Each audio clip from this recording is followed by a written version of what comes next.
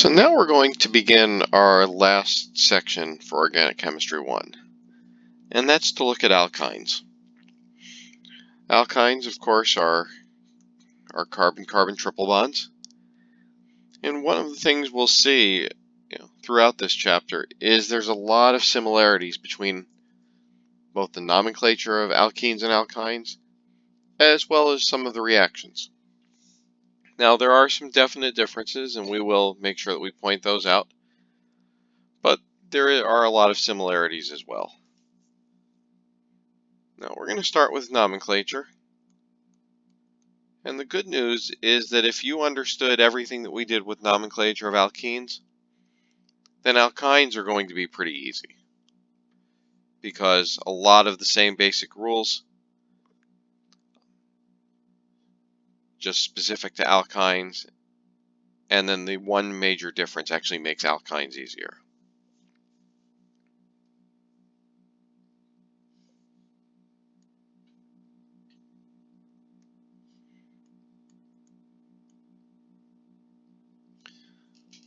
So here's 3 compounds, each of which has 6 carbons. We know, of course, this is hexane. On the right, we have 1 hexene. What do we have on the bottom? Well, this is an alkyne. The ending on alkyne is YNE, and same for nomenclature.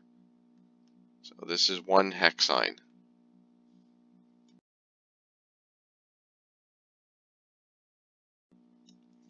So in other words, is nomenclature of alkynes exactly the same as alkenes, except you use YNE instead of ENE?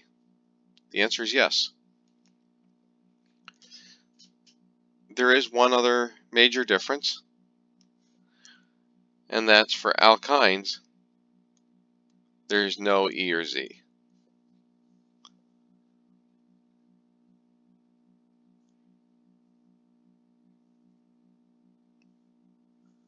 All right, so the only real challenge then would be, is what if we had a molecule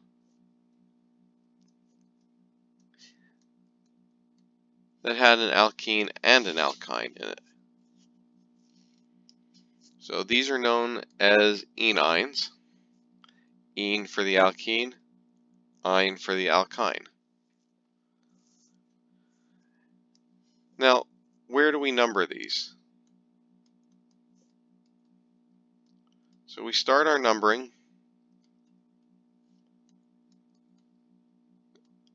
at the end closest to a pi bond.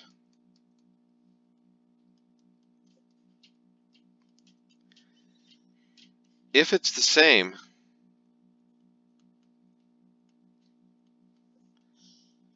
then the alkene gets priority.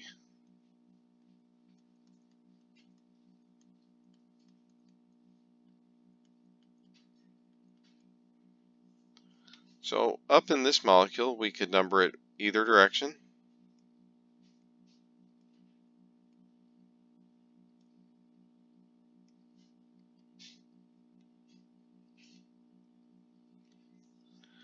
But you can see with our green numbers, our first pi bond is at carbon number 1, whereas with our orange numbers, the first pi bond is at carbon number 3. Doesn't matter alkene versus alkyne, it just matters which pi bond is closest to the end. So that means that we would use these green numbers. Now this is a 6 carbon molecule here. So this would be a hexane derivative. And then within the parent name, the alkene gets listed first, the alkyne second. So this will be hexene-ine. But, and this is the other major difference with when we have both functional groups in here, is recall with something like 1 hexine. We could have named it as 1 hexine or hex1-ine. Here, the numbers are going to have to be internal. And what I mean by that is we get our hex for the 6 carbons. our alkene starts on carbon 1. So before we list the ene part of the name, we need the 1. And then before the alkyne part, the alkyne starts on 3, we put the number in. So hex 1 ene 3 ine tells us we have a 6-carbon chain with an alkene starting on the first carbon and an alkyne starting on the third carbon.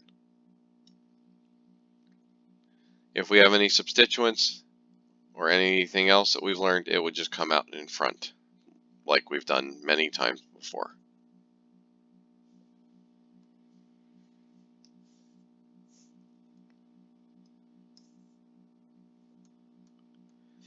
So one more example. Here you can see what happens if we number either direction. So we have an 8-carbon chain, and if I number it in that way, our first pi bond is at 2, our second pi bond is at 6. If I number it in the other direction, the first pi bond is at 2, the second pi bond is at 6. So that means it was the same in both directions, but the alkene gets priority, and so we go that way. So this, with 8 carbons, would be an octane. The alkene is at carbon 2. The alkyne is at carbon 6.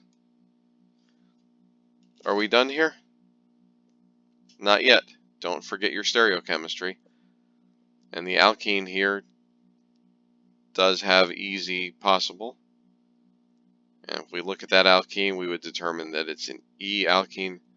So this compound would be E-oct2-ene 6-ine.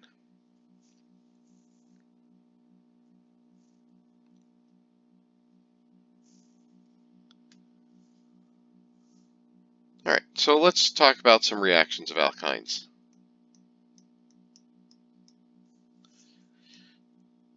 So for the most part, alkynes are just another pi bond. So they have similar reactivity to alkenes. It's not going to be identical, but there's going to be a lot of similarities. And so let's start with our HX addition.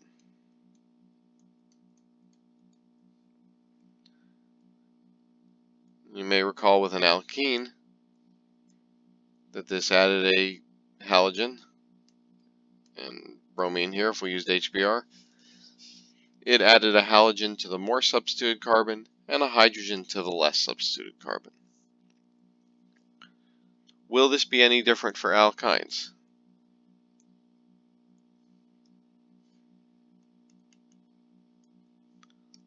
So the alkyne can attack the hydrogen, kick out the bromine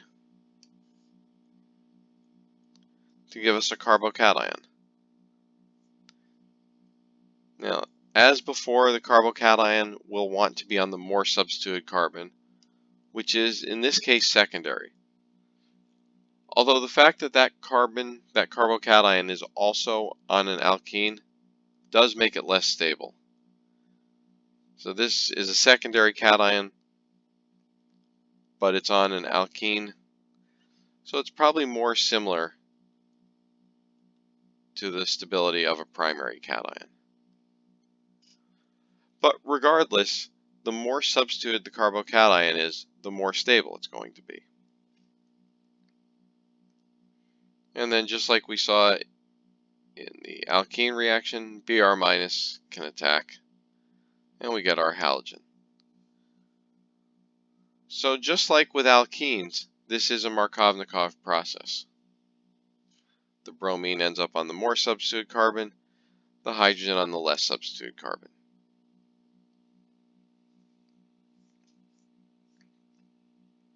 But are we done? So if you think about what you've already learned with this reaction, it's that you know that this reaction works with alkenes. In fact, that's what we learned first. So could this keep going? Yes. The carbon double bond could attack another molecule of HBr.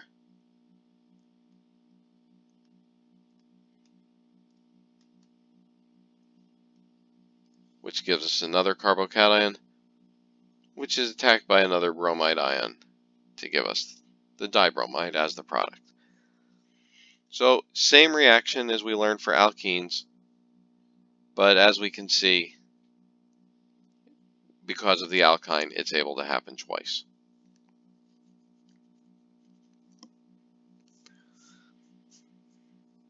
Alright, so here's kind of a neat example of this reaction.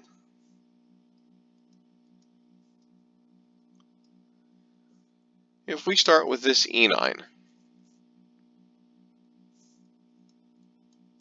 and we add HCl to it, turns out the alkyne is slightly more reactive than the alkene. And so it'll attack the HCl,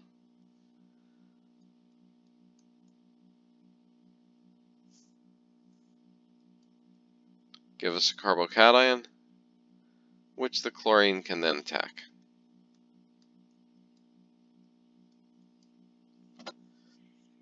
So nothing too surprising going on so far. But as with the previous example, this can continue to react. Now, the question we have is we have two alkenes in this molecule. We have this one, which I've highlighted in yellow, and the second one, which I've highlighted in this bluish color. Is one of them more reactive than the other? The answer is yes. How do we determine that? Well, chlorine, we know, is a highly electronegative element. And because it's a highly electronegative element, we know that it's electron withdrawing. Well, if we want our alkene to be a nucleophile, do we want electron withdrawing or electron donating groups on it? So in general, an electron donating group is going to make it a better nucleophile because it gives it more electron density. So chlorine, being electron withdrawing, actually makes it a worse nucleophile. So that means our alkene here on the right is the more reactive one.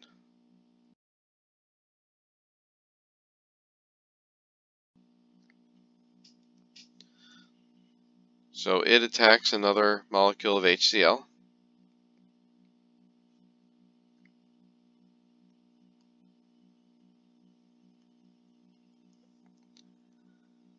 To give us that carbocation. Now from here you might expect another chloride to attack, and the reaction will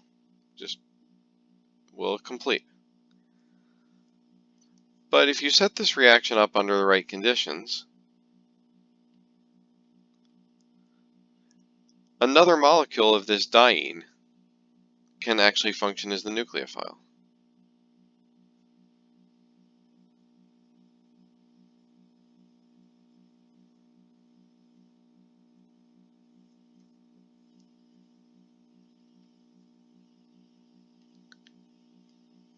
And as a result, you would then end up with a new carbocation at this position,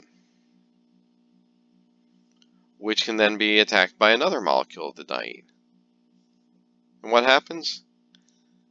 It just keeps going and going and going until you eventually put, hundreds, thousands, tens of thousands of these together.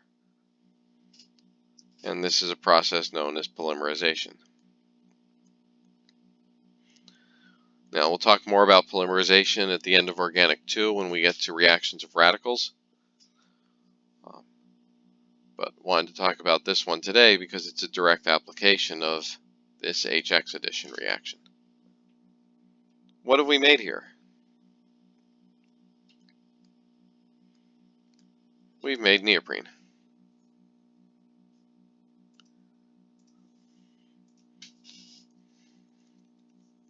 What's neoprene used for? Well, it's a synthetic rubber It's used for a number of different things.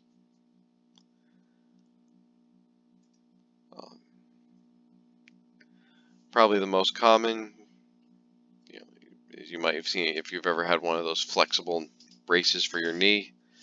Those are usually made of neoprene, but it has many other uses as well.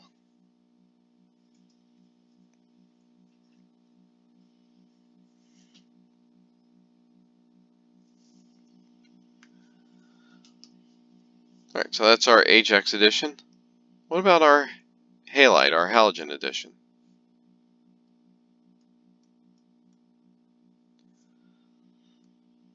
So if we add Br2 to an alkyne, such as this one,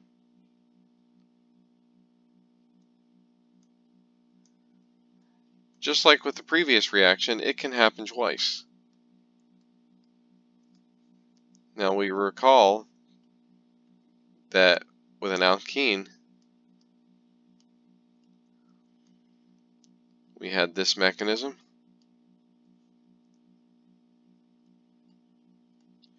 where we formed a bromonium ion, and then bromide attacked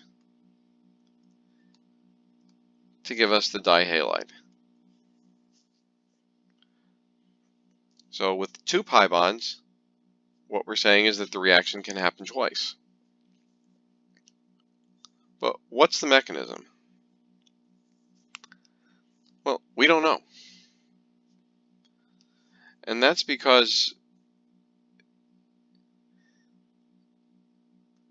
if it was the same mechanism for the first step, that would mean you'd have to form this 3-membered bromonium ion, which we do in the other reaction. But in this case, it would have an alkene in it.